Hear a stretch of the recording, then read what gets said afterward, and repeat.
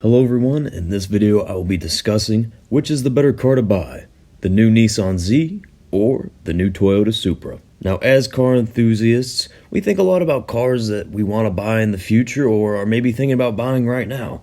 And in this video, I will explain my reasoning as to why we choose the winner at the end of this video.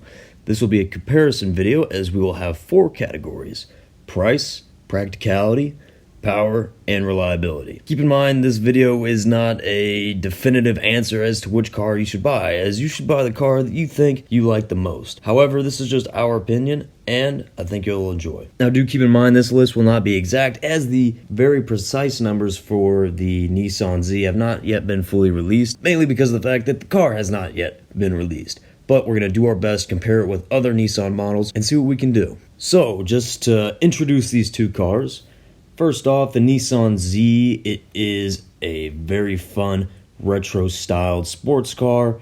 Carrying on the Z legacy, it's an homage to the Datsun 240Z and all the cars that came afterward. It's going to have a 3-liter turbocharged 6-cylinder engine, which is pretty good for a car of this size and weight. While this car has not yet been officially released, it looks like a whole lot of fun and a great car for Japanese car enthusiasts.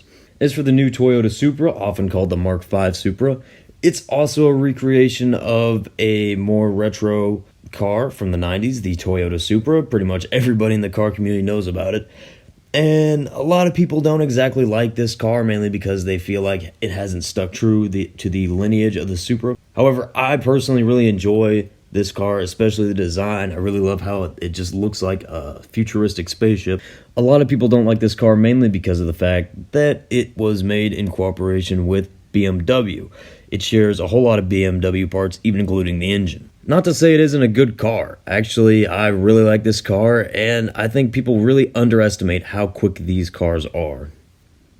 The Toyota Supra also comes with a turbocharged 3-liter, so very neck and neck as far as the powertrains go. But with all that out of the way, let's begin our comparison. In our first category, that being price, and honestly probably the most important category when we're considering about buying these two cars, the Nissan Z is, while the official MSRP has not yet been revealed, it's sitting at around $40,000, which is not cheap by any means. However, compared with the $51,000 price tag on the 3-liter Supra, this is already looking in the Z's favor. So I'm going to go ahead and give this category to the Nissan Z, as 11 grand is no small amount of money, especially when talking about cars. The Nissan Z definitely takes this category. As for practicality, another extremely important category, mainly going to be looking at trunk space on this one, as these are both 2-seater sports cars. Practicality is not what you're looking for when you're buying this. However, from time to time, you might need storage space. The Nissan Z has 6.9 cubic feet in its trunk. The official trunk space of the new Nissan Z has not yet been officially revealed. If we compare it to the 370Z, the number comes out to about 6.9 cubic feet. The 370Z and Nissan Z trunks look extremely similar as far as size go, so 6.9 cubic feet is probably a pretty good estimate. As for the Toyota Supra, it has 10.2 cubic feet worth of trunk space. Again, interior space also seems to go to the Toyota Supra, while we can't have a direct comparison due to the fact that the Nissan Z hasn't been officially revealed yet. Gas mileage is also an important factor when it comes to practicality, especially nowadays. As I previously said, a lot of the details of the Nissan Z have not been officially revealed, including the gas mileage. However, the closest thing we could get it to, that being the 370Z Nismo, it gets about 19 city and 26 highway. The Toyota Supra, however, comes in with 22 city and 30 highway. So far, the Supra has more space and it gets better miles per gallon. I'm going to go ahead and give this category to the Toyota Supra. Now, as for power, as I mentioned earlier, these two cars are extremely similar. However, the Z does have 400 horsepower, but 350 pound-feet of torque, while the Supra comes with 382 horsepower, but 362 pound-feet of torque. At the end of the day, you're not really going to feel the difference between these two power figures. In my opinion, I care a little bit more about the torque figure on the Supra, as what's the point in having a lot of power if you can't really efficiently use it? However, horsepower versus torque deserves a completely different video on its own, but these two categories are extremely neck and neck. As for the 0 to 60, the Nissan Z, again, while these official numbers have not been released yet, reportedly gets about a 0 to 60 of 4.1 seconds. Not half bad. While times may vary, the Toyota Supra tends to get a 0 to 60 of 3.9. Again, these cars are so close together as far as power and performance goes. I'm going to go ahead and call this a tie. These two cars are extremely similar, very similar engine specs, very similar 0 to 60s. You're not really going to feel the power difference too much, which is why I'm going to call this category a tie. And on to our final category, reliability. Generally speaking, Toyotas are probably some of the most reliable cars you can buy.